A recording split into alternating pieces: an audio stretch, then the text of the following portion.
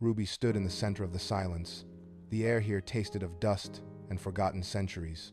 She pressed her palms against the rough surface of a crumbling arch, feeling the deep fissures beneath her fingertips. A piece of granite shifted, grating against the foundation, and she pulled her hand back as a fine gray grit rained down onto her boots. Every pillar leaned at a precarious angle, as if the entire structure were waiting for a single gust of wind to finish its collapse. She walked the perimeter, her footsteps echoing against the hollow stones. There was no symmetry left in the courtyard.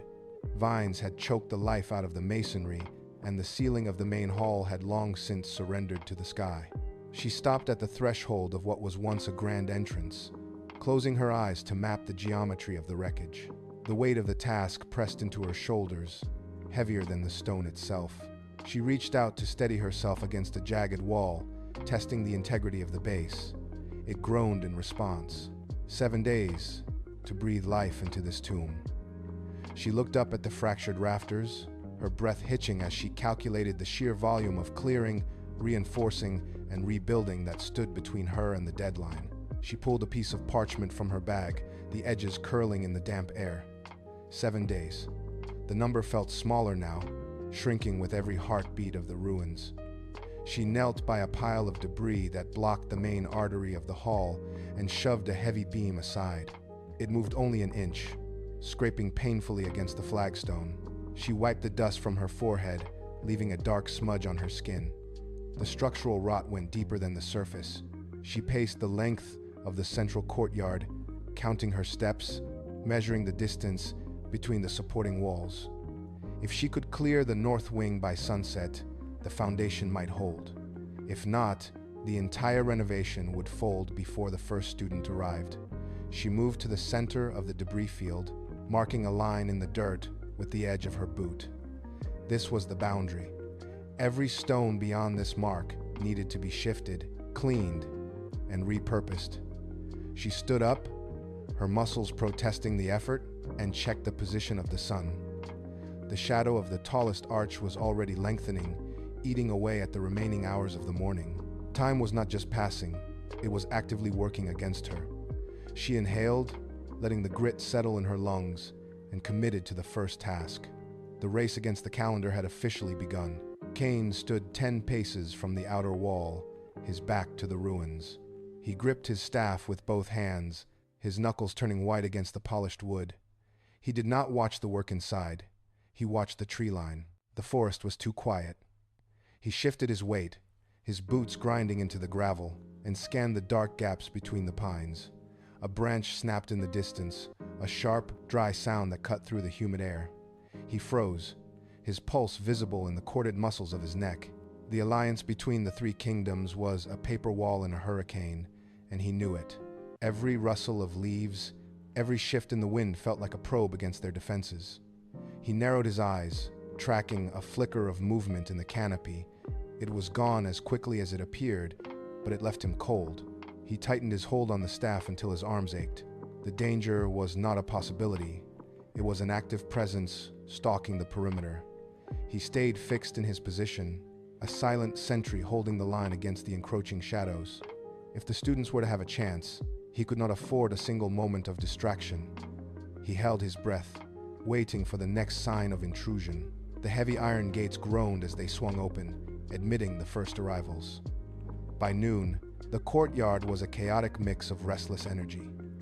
The North students moved as a tight unit, their boots striking the stone in unison, while the South contingent drifted in, eyeing the ruins with open disdain.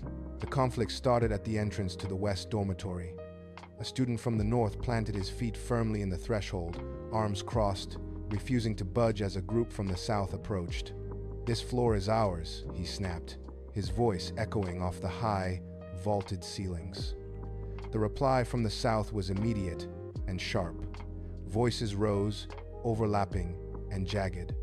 The air in the corridor grew heavy, thick with the scent of stagnant dust and rising tempers. Students crowded the hallway, faces flushed, fingers digging into the stone door frames.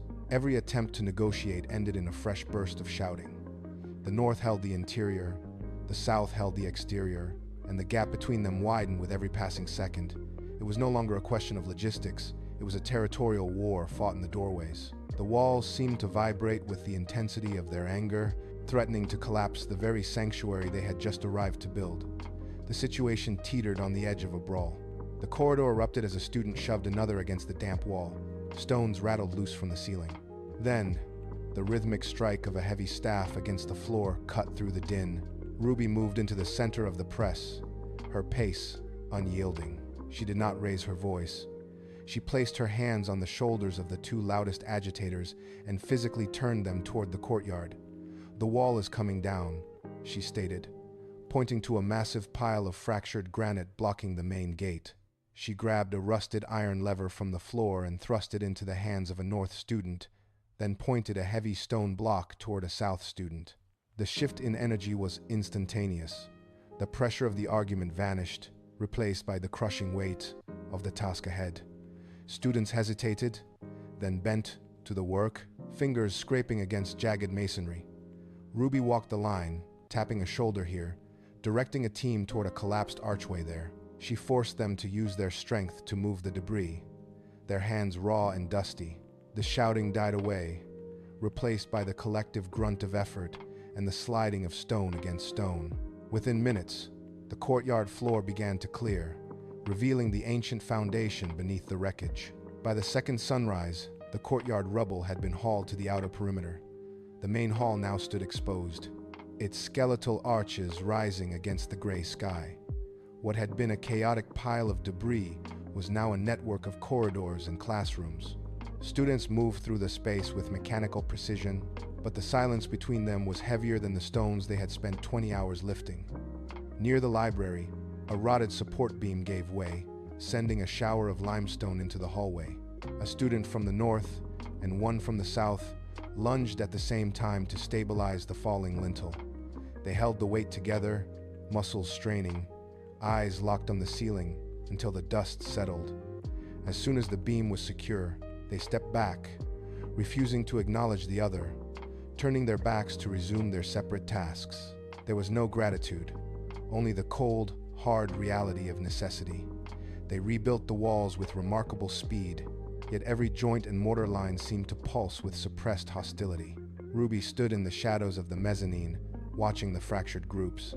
The roof was patched, the floors were swept, and the sanctuary was taking form, but the lines of division remained as sharp as the day they arrived. Jacqueline and Rainbow moved to the northern boundary, where the forest thinned into a jagged, rocky ridge. They walked the perimeter in silence, boots crunching against dry slate. Every few minutes, Jacqueline stopped to press her palm against the freezing air, checking for vibrations or unauthorized magical traces. Rainbow paced the line, eyes fixed on the distant silhouette of the rival institution that loomed over the valley like a jagged tooth.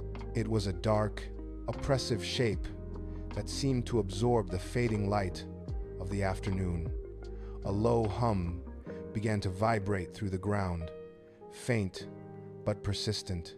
Rainbow reached out, catching Jacqueline by the arm to force a halt.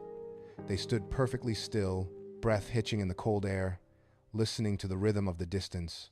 Something moved along the rival school's outer wall, a flicker of motion that vanished as quickly as it appeared.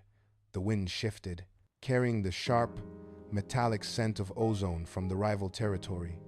They did not speak. They did not retreat. They simply tightened their grip on their positions, acknowledging the silent, looming threat that kept its gaze fixed firmly on the fragile sanctuary they were sworn to protect. Miles away, the rival institution operated with the cold efficiency of a clockwork mechanism. There, the headmaster walked the central plaza, his presence demanding absolute stillness from everyone in his path. He did not ask for cooperation. He dictated reality. When a scout stumbled while reporting, the headmaster did not offer a hand or a correction. He raised a single finger, and the air around the scout solidified, pinning the youth against the stone floor in a crushing, invisible grip. The message was clear. Power was the only currency, and obedience was the only law. This was a sanctuary built on the suppression of the individual, where every student was a tool to be sharpened and utilized for the institution's singular gain. The headmaster looked toward the horizon, toward the ruins that Ruby was attempting to salvage. He saw her work not as a school, but as a dangerous infection of autonomy. He turned his back on his own students, who remained frozen in their tracks, and gestured toward the valley. His plan was not to compete, but to dismantle. He believed that magic, left to be shared, was wasted. He would reclaim it, strip it of its diversity, and force it back into the rigid order he mastered. Midnight fell over the ruins, wrapping the stone arches in shadow. 3 figures slipped through the western perimeter, moving with the fluid grace of predators. They kept low, hugging the base of the crumbling outer walls to avoid the moonlight. Their target was the central cistern, the only source of clean water for the students. One scout knelt by the main intake pipe, withdrawing a vial of dark, viscous liquid from a concealed pouch. He poured the substance directly into the flow.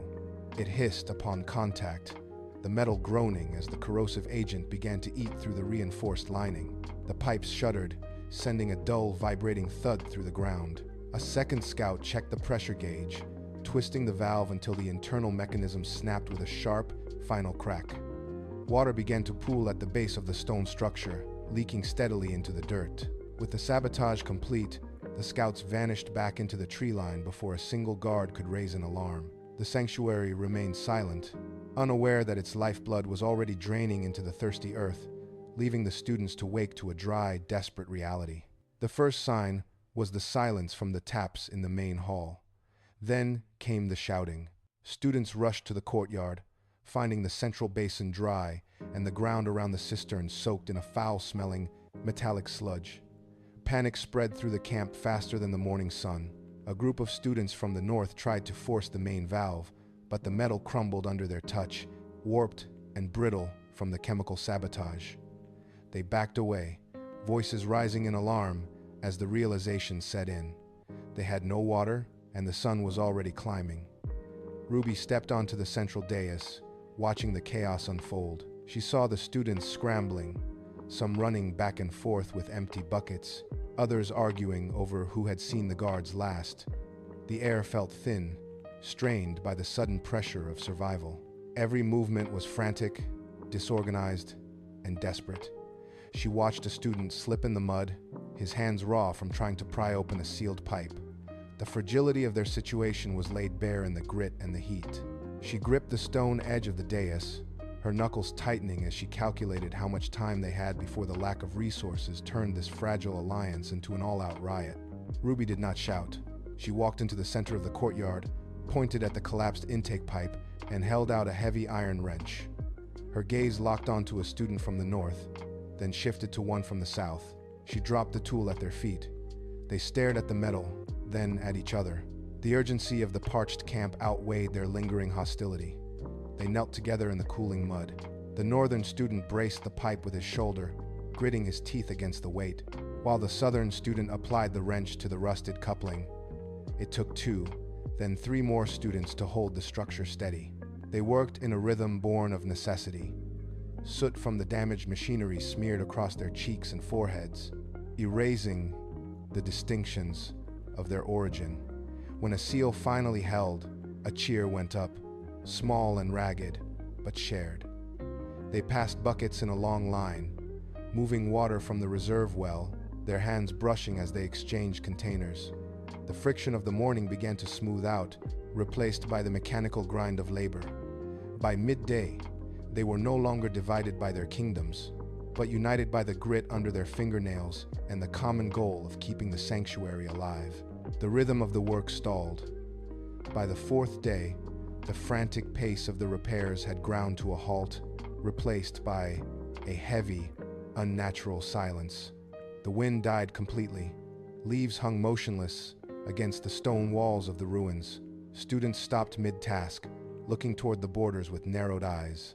The air felt thick, charged with a static pressure that made the hair on their arms stand up. Jacqueline and Rainbow moved through the courtyard, their hands resting near their weapons, scanning the tree line for movement that never came. The silence was not peaceful.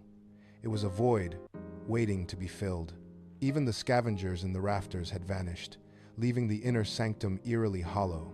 Ruby climbed the highest rampart to survey the perimeter. She saw no scouts, heard no drums, yet the atmosphere signaled a clear, impending threat. The students huddled in groups, speaking in whispers. They sensed it too, a sudden, sharp shift in the world around them. The sanctuary felt smaller, the walls less like protection and more like a cage. Every shadow seemed to stretch. Every creak of the aging masonry sounded like a footstep. The wait had begun, and the weight of the coming storm settled over the camp like a shroud. The silence in the courtyard was broken only by the rhythmic scraping of stone against stone. Cain leaned against a crumbling archway, his grip tightening on his staff until his knuckles turned white. He felt it before anyone else, a sharp, rhythmic pulsing in the air that cut through the static tension of the day. It was a signature he recognized, a cold vibration that had haunted his memory for years. He turned his head slowly, his gaze locking onto the dense wall of the forest. The trees swayed in a wind that did not reach the sanctuary. A shadow detached itself from the gloom of the tree line, barely visible but undeniably present. Cain glanced back at the courtyard. Ruby was busy organizing the supplies, unaware of the specific threat pulling at his focus. He knew that if he stayed, the conflict would spill into the middle of the students. He pushed away from the wall, his boots crunching on the loose gravel. He did not look back. He walked past the perimeter guards with a brisk, uneven stride, his eyes fixed on the darkening edge of the woods. The dread was heavy, pressing against his chest, but he moved with the steady, mechanical duty of a man who had already accepted the cost of his path. Cain crossed the boundary where the sanctuary ruins met the encroaching pine forest. The light dimmed instantly. A figure stood in the center of the narrow path, perfectly still, waiting. Lafayette did not turn around as Cain approached, but the air between them began to vibrate, distorting the view of the trees. The moss beneath Lafayette's feet turned gray and brittle, curling into ash as his power bled into the soil. Cain stopped 10 paces away, his staff held horizontally across his chest. Lafayette finally shifted, his presence radiating a cold, rhythmic pulse that made Cain's teeth ache. "Look at this place," Lafayette said, his voice cutting through the rustle of the leaves. "You are wasting your inheritance on a pile of rotting stone and broken dreams." Cain did not lower his guard. "It is a sanctuary, not a tomb." Lafayette stepped forward, his eyes fixed on the distant walls of the school. "It is a distraction. You will abandon this folly and return to the old order tonight. The alliances you have forged here are made of glass and will shatter under the first real weight." The magical pressure in the clearing spiked, snapping dry branches overhead as the ultimatum hung between them, heavy and absolute. Cain did not blink. He tightened his grip on his staff, the wood groaning under the pressure of his knuckles. "The old order is dead," he said, his voice steady despite the tremor in the air. "I am not going back." The silence that followed was absolute. Even the birds in the canopy ceased their movement, as if the forest itself were holding its breath. Lafayette's expression remained unreadable, his focus narrowing until he seemed to see nothing but the life Cain had built. He reached toward his side, his fingers finding the hilt of his blade. The metal rasped against the sheath, a harsh, jagged sound that cut through the clearing like a serrated edge. As the blade cleared the scabbard, a sliver of cold light caught the afternoon sun, reflecting onto the surrounding trunks. Lafayette stepped into a combat stance, his weight shifting onto his back foot, the tip of his weapon leveled at Cain's chest. The air grew frigid. The smell of ozone replaced the scent of pine. Cain planted his staff firmly into the soft earth, bracing himself for the first strike. The ultimatum had failed.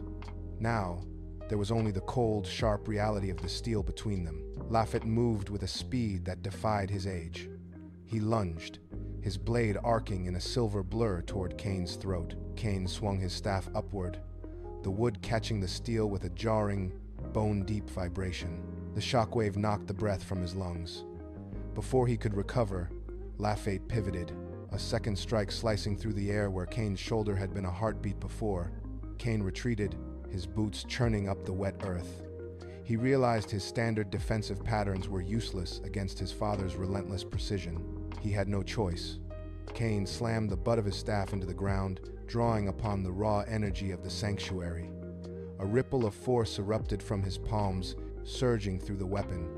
The two energies collided in a spray of sparks that singed the surrounding ferns. Lafayette did not flinch. He stepped through the discharge, his own aura flaring to meet the challenge. The forest floor shattered under the mounting pressure. Every movement was a desperate exchange of legacy and survival. Kane pushed his power to the absolute limit, his muscles straining against the weight of the magic, as the two combatants became a whirlwind of colliding steel and raw, crackling light. The final exchange was not a clash of steel, but a rupture in the air itself.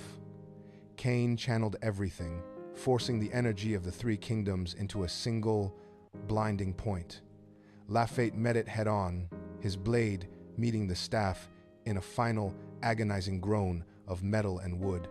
The force threw them apart. Lafayette stumbled, his momentum failing, as he hit the roots of an ancient tree. He did not rise. Kane stood panting, his vision swimming with the afterimage of the discharge. He stepped forward, his boots crushing the dry leaves, and stopped when he saw the state of his opponent. Lafayette lay against the trunk, his hands dropping limp to the forest floor. The aggression that had defined every move only seconds ago vanished. Kane knelt, his breath catching in his throat. He reached out, but stopped inches away. Lafayette's chest remained still.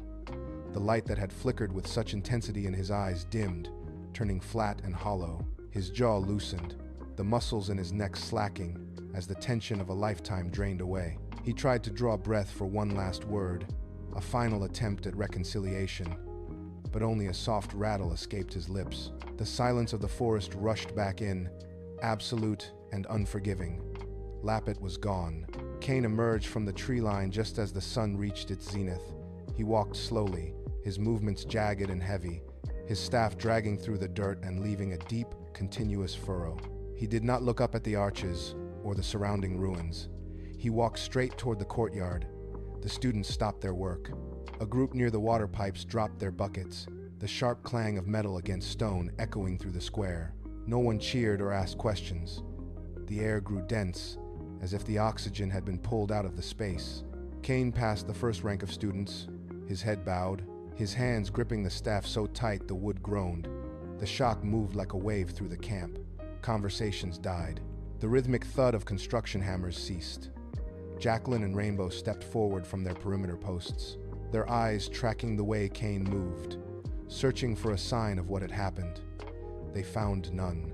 Kane reached the center of the ruins and stopped, standing alone in the middle of the empty space. He did not speak. The silence deepened, turning heavy and suffocating as the realization of the loss settled over the camp. Every student stood frozen, staring at the lone figure, the reality of the tragedy finally taking hold. Ruby followed the drag marks of the staff across the stone floor of the library. The ceiling had long since collapsed, leaving the space open to the gray sky. She found him in the corner, seated against a pile of scorched scrolls and broken masonry. Kane did not look up when she entered. He stared at the floor, his hands resting on his knees. Dark, rusted stains marked the fabric of his sleeves, stiff and dry in the cold air. A thin layer of dust covered his hair. Ruby stopped 10 paces away. She waited for him to speak, but the only sound was the distant shifting of loose stone in the wind. She stepped closer, her boots crunching on the debris. She knelt, placing her hand on the stone wall beside him, but she did not touch him. The silence between them was thick, pressing against her ears. Every breath Kane took was shallow and ragged. He remained locked in place, his posture rigid, his eyes fixed on a single jagged crack in the floor.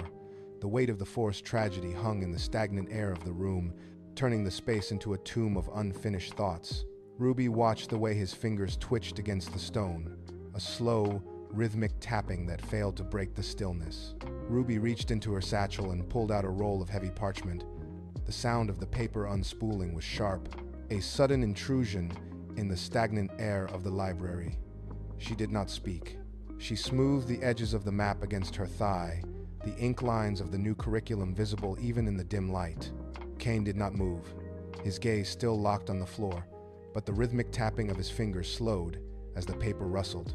Ruby stepped forward, the debris shifting under her weight. She knelt directly in front of him, blocking his view of the cracked stone. She held the map out, waiting until his eyes finally flickered up to meet hers. There was no comfort in her expression, only a focused, steady intent. She laid the map across his knees, pressing her palms down to hold it in place against the uneven surface of his lap. The map covered the stains on his sleeves. Kane looked down at the diagram, the layout of classrooms, the schedule of lessons, the blueprints for a future that had no room for his mourning. He gripped the edges of the parchment, his knuckles turning white as he pulled the map tight. The silence remained, but the quality of it shifted from a weight to a question. Ruby stood up, stepped back, and left him alone with the plan. The library doors were barred by sunset. Outside, the courtyard became a site of relentless labor. Students moved in lines, passing heavy granite blocks from the collapsed western wing to the main gate. They worked in silence, their movements synchronized by necessity. Ruby paced the perimeter, checking the tension of the ropes, holding the temporary barricades against the crumbling arches. Every piece of wood was now a structural support. Every piece of iron was a potential anchor. The air in the ruins grew thick with the scent of pine pitch and damp earth. By the second day, the students had reinforced the outer walls with layers of earth and stone, turning the open gaps into narrow firing slits. Kane emerged from the library, his movements stiff but purposeful. He joined the students by the gate, his staff now used to lever heavy beams into place. The focus had shifted entirely. No one studied, no one sat idle. The ruins no longer looked like a place of learning. They looked like a stronghold. They carved deep trenches into the soil around the foundation, slowing access to the main hall. Every student understood the shift. The sanctuary was gone. In its place stood a fortification, waiting for the horizon to change. Jacqueline and Rainbow cleared the final barricade at a run, their breathing ragged and shallow.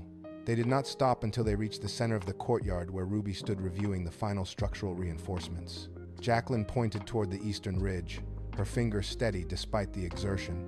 A low, rhythmic thrumming vibrated through the ground, growing more distinct with every passing second. It was the synchronized impact of hundreds of boots hitting the dry earth. The scouts reported the rival headmaster was at the head of the formation, his vanguard already cresting the ridgeline less than a mile out. The army moved with a mechanical precision that left no room for error. Ruby climbed the nearest rise of rubble to look for herself. A long, dark line of movement snaked across the horizon, kicking up a persistent wall of dust that caught the afternoon light. There was no hesitation in their advance. The work in the courtyard stopped instantly. The sound of stone hitting stone vanished. All that remained was the steady, growing percussion of the approaching force. Students stood where they were, hands still resting on the barricades, eyes fixed on the ridge. The rival headmaster was not coming to negotiate, he was coming to reclaim. Ruby raised both hands, palm out, signaling for the perimeter to be abandoned. The students scrambled back from the barricades, boots sliding on loose gravel as they retreated into the main hall. The space was cavernous, drafty, and smelled of cold stone. Ruby moved to the center of the room, clearing a heavy wooden table of debris. She unrolled a map of the sanctuary and pressed her palms against the edges. Students crowded around, faces tight with fatigue and lingering fear. Ruby did not speak of courage. She spoke of alignment. She pointed to the north students, directing them to the western arches to anchor the defensive barrier with their kinetic pulses. She signaled the south students to the southern windows, tasked with weaving their restorative magic into the foundation to absorb incoming shockwaves. For the remaining students, she assigned the internal conduits, mapping out a chain of energy that linked every student in the hall. The room began to hum as they practiced the sequence, a low vibration that rattled the loose tiles on the floor.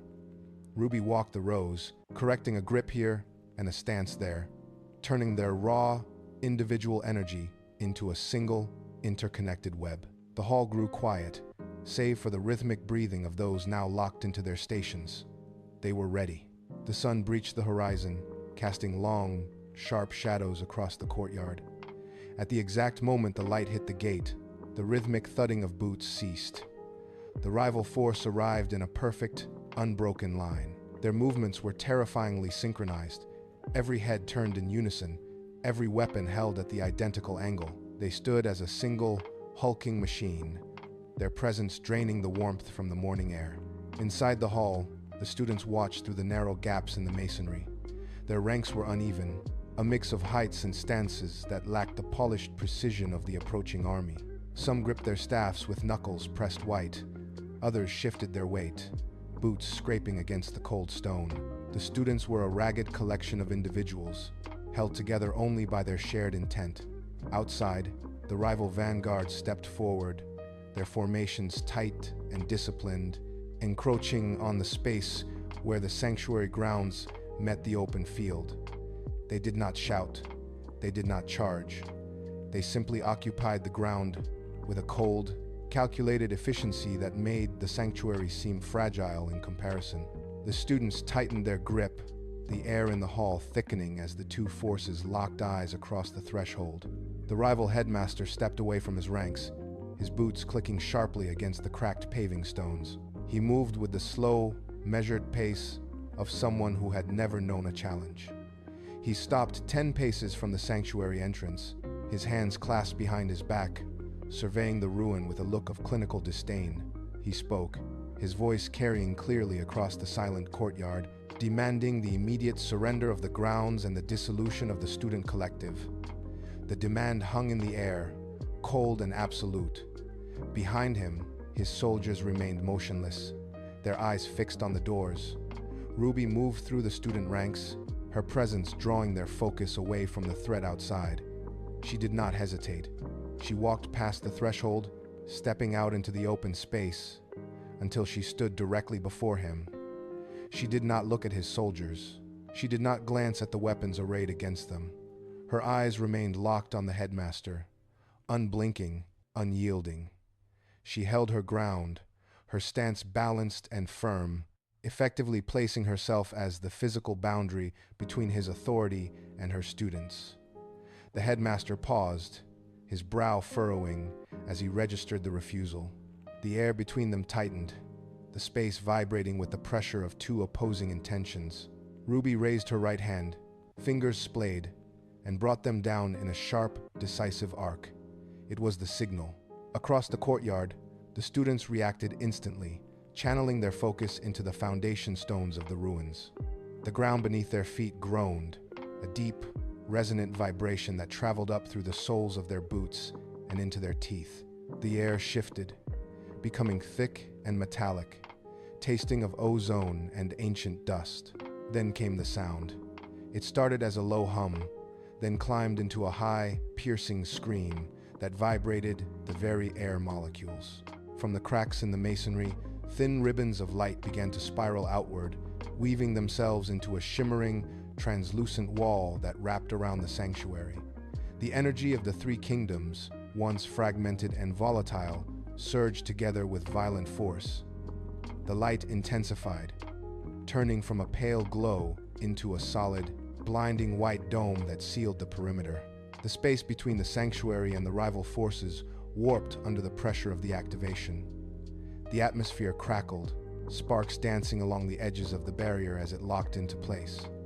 Ruby stood at the center, her breath hitching as the sheer weight of the combined magic pulsed against the stone, creating a sanctuary shielded by the raw, united will of her students. The energy did not just glow, it pushed.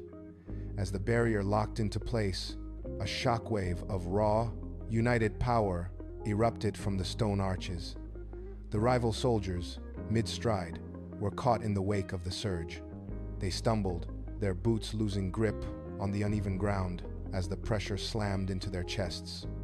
The air became a physical weight, forcing them to shield their eyes against the blinding, white-hot intensity of the light. Disciplined ranks scattered. A soldier dropped his spear, the metal ringing against stone as he fell backward, limbs flailing to find balance. The rigid, calculated order of the invaders shattered. They were no longer a cohesive unit, but a collection of individuals scrambling to retreat from the searing heat of the barrier. The headmaster stood firm for a heartbeat, his face distorted by the glare, before the sheer force of the energy surge forced him to stagger. He stepped back, then again, his heels digging into the dirt as he fought to remain upright. The air hummed with the sound of his failing control, a low, grinding vibration that mirrored the collapse of his authority. He turned, his movements frantic and uncoordinated, and began to pull away from the perimeter. The sanctuary held, its boundaries defined by the light that now pushed the invaders back into the shadows of the forest. The blinding white light faded to a steady, rhythmic pulse. Ruby scanned the courtyard. The students remained in their ranks, but the frantic energy of the defense had settled into a sharp, focused calm. She watched them. No one moved to break formation. No one looked toward the gates with uncertainty. Their hands were steady, their shoulders squared against the cooling air. She saw Jacqueline and Rainbow standing at the perimeter, their eyes scanning the forest line, not with panic, but with a calculated vigilance. The air inside the sanctuary tasted different now, less like ozone and more like the stillness of a deep well. Ruby stepped between two students, her boots crunching softly on the rubble. She looked at the faces around her. They were tired, marked by the soot of the past few days, yet the lines of their mouths were firm. She realized then that the barrier had done more than repel an army. It had forced them to lock their wills together. The external threat had been the catalyst, but the true test was not the stone walls or the protective wards. It was the internal freedom they had forged in the struggle.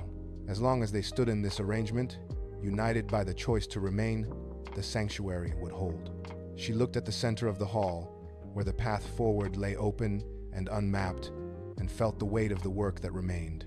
The rival headmaster stopped at the edge of the clearing. He looked back at the sanctuary, his chest heaving with exertion. The light from the ward still cast long, flickering shadows across his face, but the resolve in his eyes had disintegrated. He gave a sharp, clipped signal to his remaining scouts. They did not wait. They turned and vanished into the dense foliage of the forest, their movements no longer stiff or disciplined, but jagged and hurried. The sound of their retreat, the snapping of dry branches, and the thud of boots on soft earth faded until only the wind remained. Silence returned to the ruins, yet it was not the same silence as before. It was thick, heavy, and resonant with the cost of the confrontation. Ruby stood motionless in the center of the courtyard. She watched the spot where the headmaster had stood, the dirt still disturbed by his final, failed attempt at dominance. Beside her, the students began to lower their hands, but they did not scatter. They stayed in their positions, their breathing slow and rhythmic. The air felt cold, stripped of the residual heat from the battle, and smelled faintly of burnt stone and damp soil. They had kept the sanctuary, but the weight of the day hung over the grounds like a shroud. Every archway and every crack in the stone reminded them that their safety was bought with constant vigilance, and that the quiet would not last. Ruby turned away from the threshold and walked toward the heart of the main hall. Her boots clicked against the cracked floor tiles, a sharp, singular sound in the quiet space. She reached the center podium, where dust and rubble had piled high during the fighting. She swept her arm across the surface, pushing the debris aside until the stone was clear. The students followed her, their footsteps shuffling in rhythm as they gathered in the open area. She did not speak of the battle or the victory. She pulled a piece of parchment from the table and laid it flat, smoothing the edges with her palms. She looked at the faces before her, tired, soot-streaked, and waiting. The sanctuary was standing, but the walls were only the beginning. She tapped her fingers against the stone, the sound echoing through the rafters. "We start with the fundamentals," she said. Her voice was steady, cutting through the lingering haze of the morning. She began to draw a series of complex diagrams on the surface, her movements quick and precise. The students leaned in, their focus shifting from the horizon to the lesson at hand. The struggle for their autonomy was not finished. It had simply changed shape. She looked up, met their eyes, and continued the lecture. The work of building their future had finally begun.